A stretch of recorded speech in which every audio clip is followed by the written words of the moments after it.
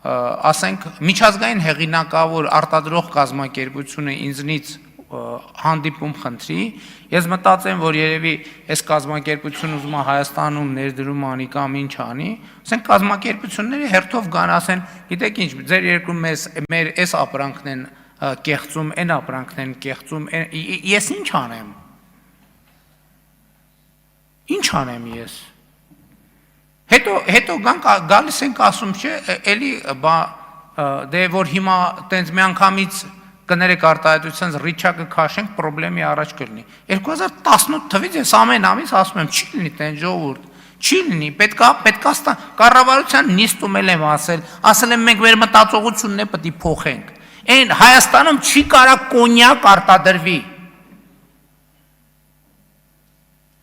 Ոնց որ Դիլիջանում չի կարա ջերմուկ արտադրվի։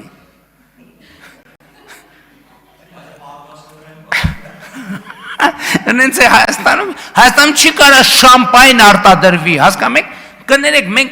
մենք ախր մեր մեծագույն պրոբլեմն է նա, որ մենք մի հատ սենց պատուհան ունենք ու ամբողջ աշխարհը տենում ենք այդ պատուհանից։